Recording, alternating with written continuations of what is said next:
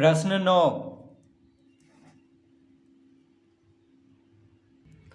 महेश ने एक टेलीविज़न 8,000 रुपया में खरीदकर 8,720 रुपया में बेच दिया।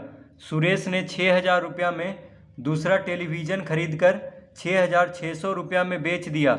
अभिकलित करके बताइए कि किस व्यक्ति ने अधिक लाभ उठाया। तो प्रश्न 9 में हम लिखेंगे महेश द्वारा खरीदा गया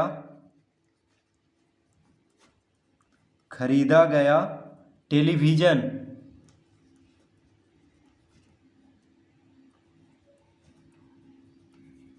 महेश द्वारा खरीदा गया टेलीविज़न का क्रय मूल्य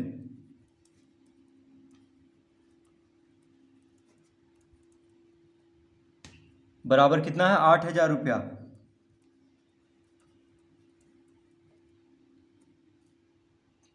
तो जिस मूल्य पे कोई वस्तु खरीदा जाता है उसको क्या कहते हैं? क्रय मूल्य। तो टेलीविज़न कितना में महेश खरीदा है? 8,000 रुपया में। तो हम लिखेंगे महेश द्वारा खरीदा गया टेलीविज़न का क्रय मूल्य बराबर 8,000 रुपया। और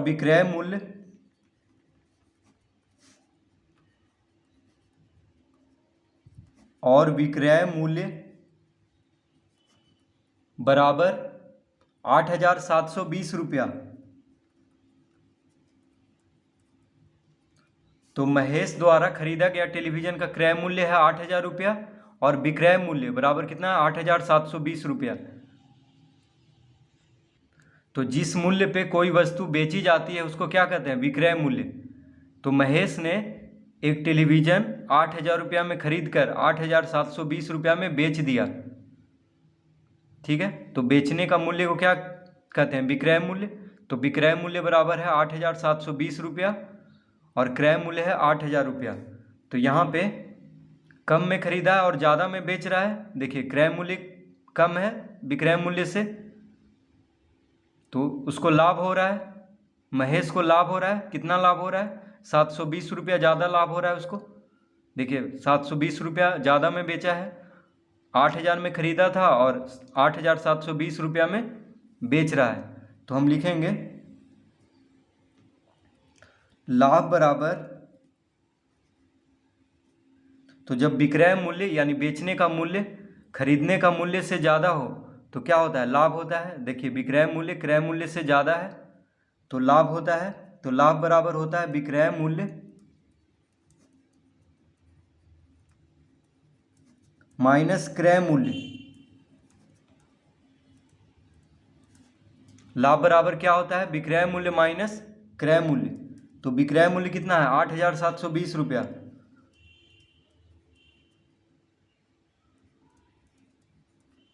क्रय मूल्य है 8,000 रुपया। तो घटा देंगे तो कितना आ जाएगा? 720 रुपया। यानी महेश को 720 रुपया लाभ हो रहा है। कितना लाभ हो रहा है? 720 रुपया। अब हम लाभ प्रतिशत निकाल लेते हैं। अतः लाभ प्रतिशत, तो लाभ प्रतिशत बराबर होता है लाभ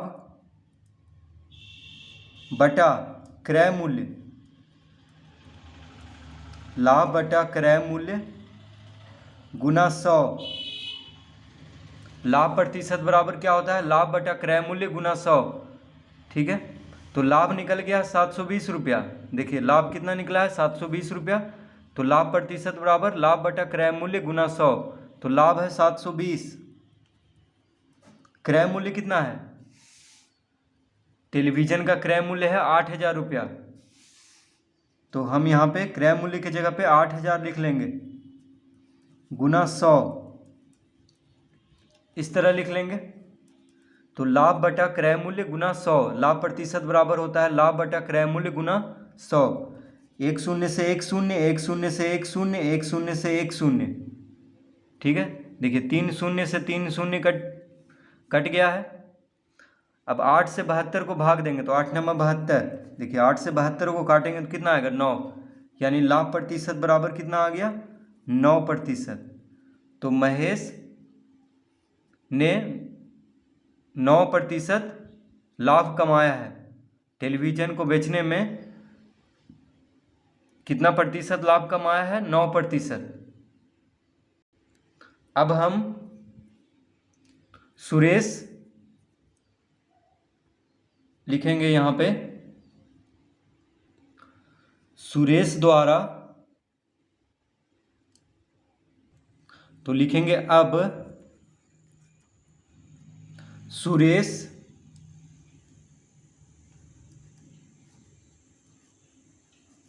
सुरेश द्वारा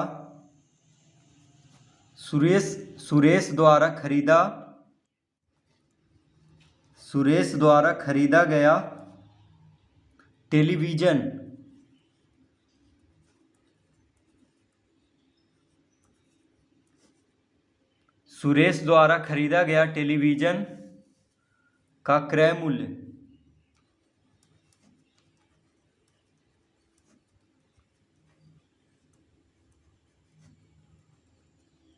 तो सुरेश ने 6,000 रुपया में दूसरा टेलीविज़न खरीद कर 6,600 रुपया में बेच दिया।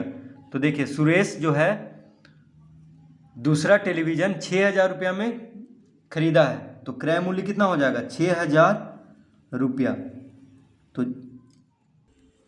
तो जिस मूल्य पे कोई वस्तु खरीदी जाती है उसको क्या कहते हैं? क्रय मूल्य। तो सुरेश ने टेलीविज़न कितना में खरीदा है? 6,000 रुपया में। तो हम लिख देंगे टेलीविज़न का क्रय मूल्य कितना हो जाएगा? 6,000 रुपया, और विक्रय मूल्य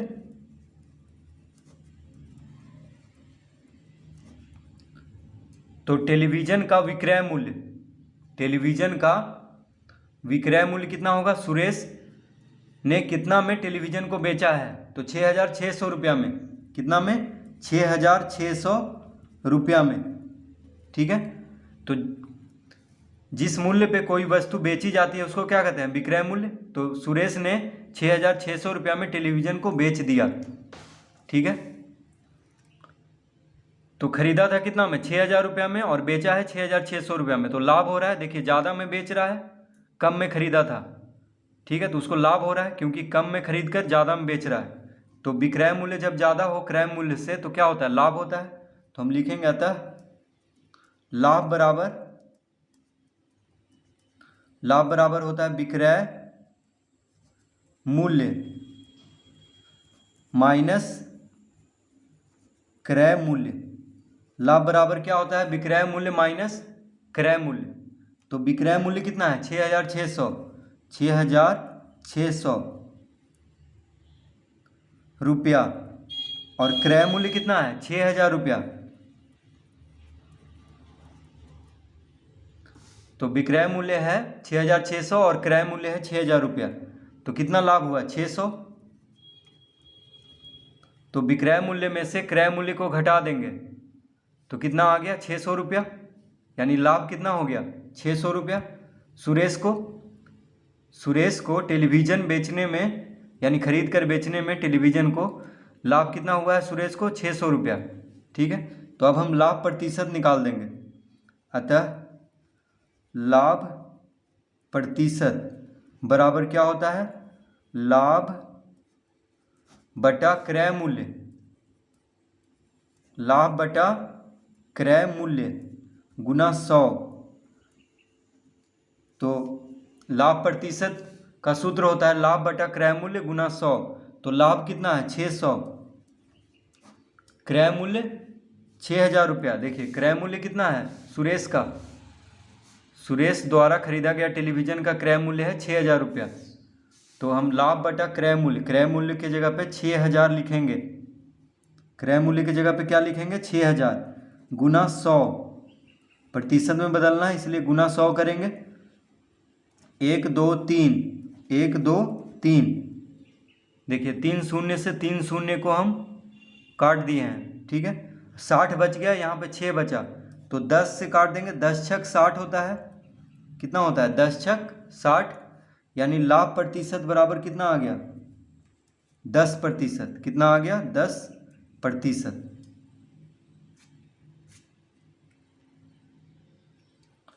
तो सुरेश ने 10% का लाभ किया है। सुरेश कितना प्रतिशत का लाभ किया है? 10% का। ठीक है, देखिए सुरेश का कितना आया लाभ प्रतिशत? सुरेश का लाभ प्रतिशत आ गया है 10%। ठीक है, और महेश का कितना आया था? तो महेश का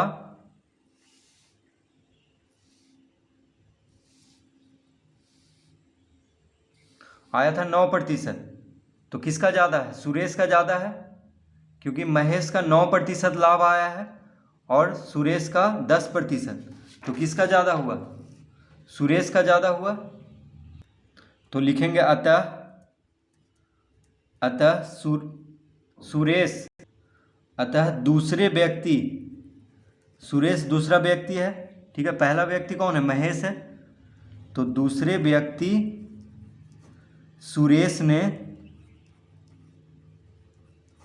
सुरेश ने अधिक लाभ उठाया,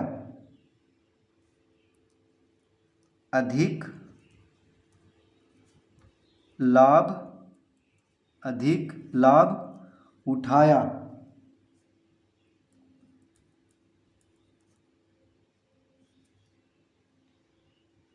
तो अतः दूसरे व्यक्ति सुरेश ने अधिक लाभ उठाया, यानी सुरेश जो है अधिक लाभ उठाया है टेलीविज़न को खरीद करके और बेच करके। ठीक है, तो महेश ने कितना लाभ उठाया था? 9%, लेकिन सुरेश ने 10% का लाभ उठाया है। तो यहाँ पे पूछ रहा था किस व्यक्ति ने अधिक लाभ उठाया, तो हम लिखेंगे दूसरे व्यक्ति, यानी सुरेश ने अधिक लाभ उठाया। तो इस तरह से हम इसको हल करेंगे।